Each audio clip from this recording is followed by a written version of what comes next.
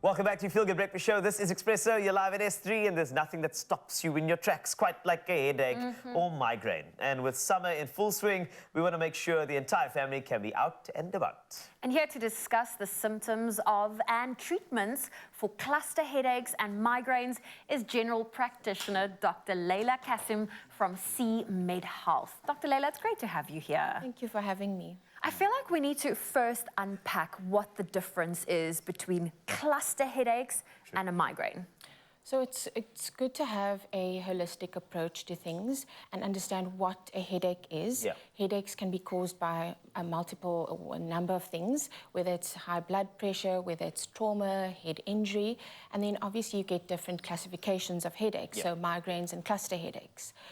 They are very similar in the sense that they present on the one side of your face, but they are different characteristics. So with a cluster headache, the word cluster means that they occur in clusters.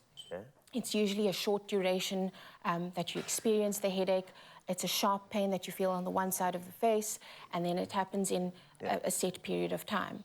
So there can be multiple little headaches in a week, in a month even. So it just feels like you're constantly getting headaches. Exactly. Whereas with a migraine, it's a little bit different. You have pain on the one side of the face, however, it's more of a dull, pulsating pain, and a migraine duration is, the headache duration is longer. So it can be, from 3 hours to even a day that you'd experience the headache. Wow. And I mean, we all have friends who do suffer from migraines and cluster headaches as well. And I mean, they can tell you exactly where it hurts and how long it's hurting for. However, let's look at kids. Kids are not always that articulate with regard to what they're feeling. So, I mean, kids suffering from cluster headaches and migraines, number one, is that indeed a thing? And if so, how does it manifest in them? So, very good question. Obviously, kids are little human beings, and they present differently. And it depends on the age group of the patient or the child. An older child is able to verbally express themselves and explain, if they've got pain and how they present, whereas a little baby or an infant might not present similarly to, an adult or an older child. So symptoms that kids might present with are symptoms like they could be lethargic, they could say their tummy sore, they could be quite drowsy, and older children will be able to articulate and explain how they feel. And then, I mean, it's not as common, headaches aren't as common in children as adults, and it also just depends on the cause. So it's very important in a child to know what the cause is, because it isn't as common as an adult. Okay.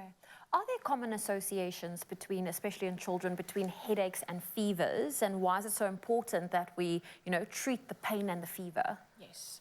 So, it's so important to treat pain. Don't leave pain. Number one, it makes you feel bad and you aren't able to be at your optimal potential, or, it's sore. So, treat the pain. But in children, fevers and headaches are common. So it can be related to an upper respiratory tract infection with a high pollen count in Cape Town. It could be related to allergic rhinitis or sinusitis, and you could have a secondary bacterial infection, which could cause your fever. So it is important, to treat the pain and treat the fever. And usually, you treat it in a holistic way, and just, a child, you can't ignore pain or fever. So you'll have to treat it. Okay. So let's look at treatment. I mean, treating it, you can do a number of different ways, but I do know, and I'm not a doctor, but paracetamol is a go-to. I mean, even growing up for the entire family, whether you be a kid or an adult. So let's talk about the dosage of paracetamol to effectively assist with any sort of headaches and migraines. And then, of course, what its role is in really fighting pain associated with headaches and migraines. So paracetamol is an antipyretic, which means that it reduces a fever and helps with pain. And usually with headaches and fever, there's always a stepwise approach to managing pain and fever. And it usually is the first step that I would tell my patient. It's a nice, easy way. It's got few side effects, and it's fairly safe in using paracetamol in children.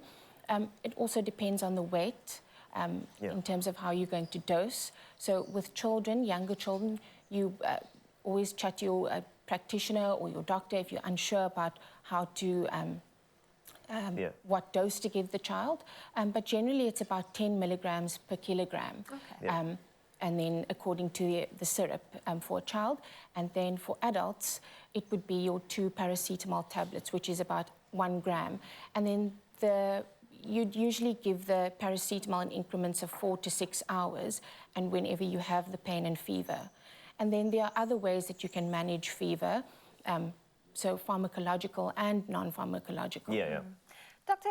Leila, how long should parents be wary of, you know, I'm giving my child paracetamol, the symptoms are not being alleviated.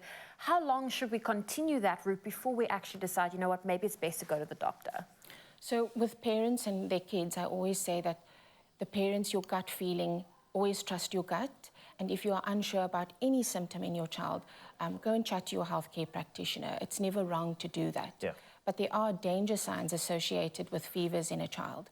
So if the child is lethargic or not at their baseline, if they are extremely irritable, if they've got weakness on the one side of their body, if the child isn't eating, those are all danger signs. And then you can have really severe danger signs, fevers associated, very high fevers, rapidly progressing fevers, and fevers associated with seizures is very dangerous. But before you get to that point, always trust your gut and chat to your healthcare practitioner. Well, doctor, that's been fantastic. Thank you so much. You literally took the headache out of understanding headaches and migraines. You've been fantastic this morning. Dr. Leila Kassim, of course, giving you some ideas to how to conquer those headaches and migraines. And if you are looking for more ideas, then look no further than PANADO for headaches and fever.